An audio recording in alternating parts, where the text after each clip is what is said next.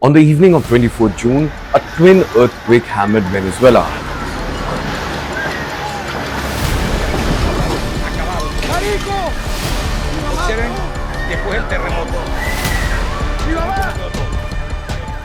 First, a magnitude 7.2 quake struck near San Felipe in northern Venezuela, and in less than a minute, another, an even stronger earthquake of magnitude 7.5 struck Yumare city in the same region.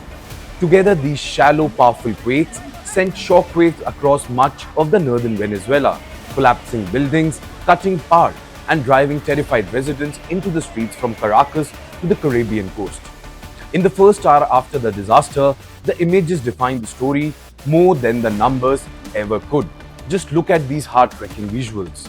A tower block in eastern Caracas stands open to the night, its wall torn away, room exposed like a broken dollhouse, while neighbors stand outside in silence, unsure whether to cry, pray, or search for their loved ones.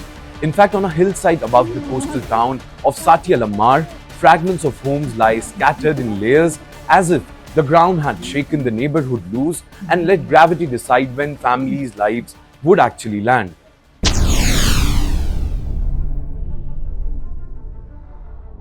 Now look closely at the shaky phone videos from Caracas, and you can almost feel the tremors travel through the frame and your screens. The camera stumbles as balconies sway, alarms wail, and glass falls in bursts, while people clutch whatever they had in their hands when the floor began to move. In the Altamira and Paulos Grandes district, buildings partially collapsed, turning familiar landmarks into jagged silhouettes under emergency lights. In fact, in certain clips, you can see crowds gathered in pajamas and work clothes pressed together on street corners, watching dust rise from a collapsed facade, probably knowing their friends or co-workers may still be inside. There is no shouting, only a low murmur and the occasional sob, because people understand that any sound from the rubble could be someone calling for help. Now further along the Venezuelan coast, streets are carpeted with broken bricks and shattered tiles as residents pick their way through debris, checking which buildings are still standing and which stairways are no longer safe to climb.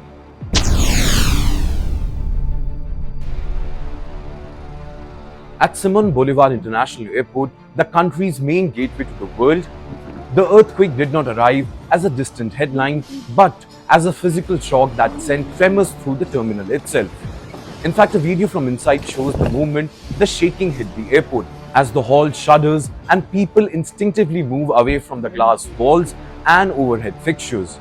Now, passengers just minutes earlier were waiting in check-in lines or scrolling through their phone, suddenly crouch, run or freeze, eyes fixed on ceilings and support columns they had never noticed before. Later images show damaged sections of the airport and halted operations. In fact, the government has confirmed that this very airport has been closed while engineers assess structural damage to runways and terminals. Flights are suspended, gates are silent, and the departure boards, usually symbols of movement and connection, are now a reminder of how suddenly a country can be cut off from the rest of the world.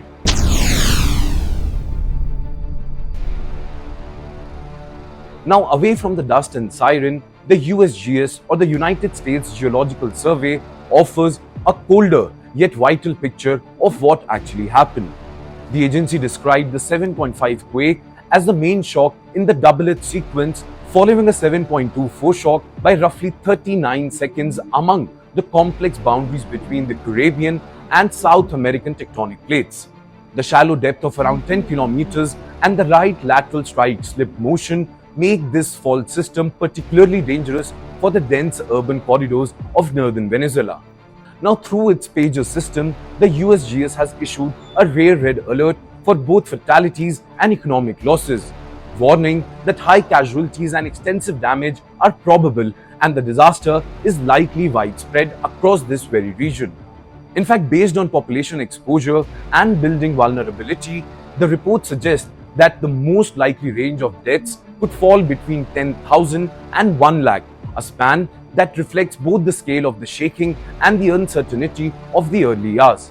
The USGS report also estimates millions experienced light to strong shaking and hundreds and thousands subjected to very strong severe shaking. The pager population table indicates that about 6.8 million people were in the areas of strong impact. 8,42,000 in very strong shaking areas and around 3,40,000 with a smaller pocket exposed to violent intensity. Now, the same assessment highlights the potential for substantial economic losses and notes that past red alert earthquakes have typically required both national and international response efforts, underlining the likely scale of the reconstruction challenge. Well, USGS also reminds that past events in the region have triggered secondary hazards such as tsunami, though in this very case, regional tsunami advisories were later lifted and no ongoing tsunami threat has been reported when we are recording this very report.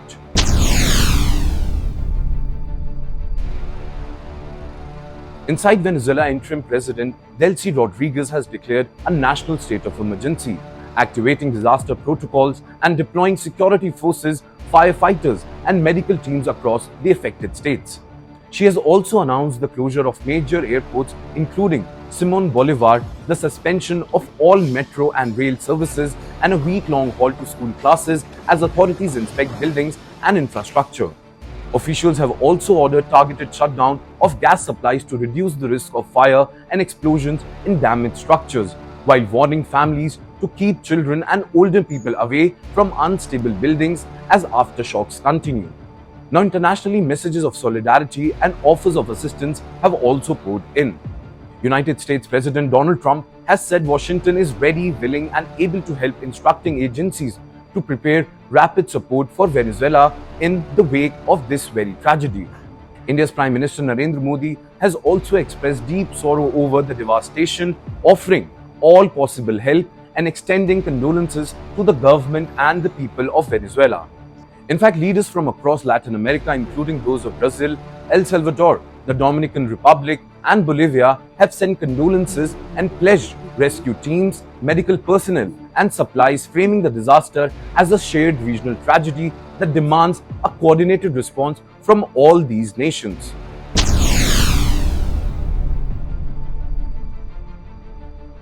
Now, this catastrophe does not come out of nowhere. Venezuela sits along a major fault zone where the Caribbean plates grind past the South American plate, a setting that has produced destructive earthquakes for centuries. In 1812, a powerful quake around magnitude 7.7 devastated Caracas and nearby states, killing tens of thousands and leaving a deep scar in nation's early history. The capital was again shaken in 1967 by a magnitude 6.6 event that caused severe damage and hundreds of deaths, while more recently, quakes in 1997 and 2018 brought heavy losses to the coastal community. Now, seismologists already warned that this very doublet ranks among the strongest earthquakes to hit Venezuela in more than a century. And that too on a day that was supposed to be a public holiday of celebration and family gathering. Now, as rescue operations continue and the official death toll remains uncertain, the country stands at the beginning of a long, painful process, recovering the missing, rebuilding broken neighborhoods, and finding a way to live again on a ground that reminds everyone that in a matter of seconds, how fragile life and stability can be. Well, with that, it's a wrap on today's edition of From the News Desk. Thank you so much for watching. And until next time, take care and keep watching this space for more such video. This is Yash Goyal signing off for Times Now Digital.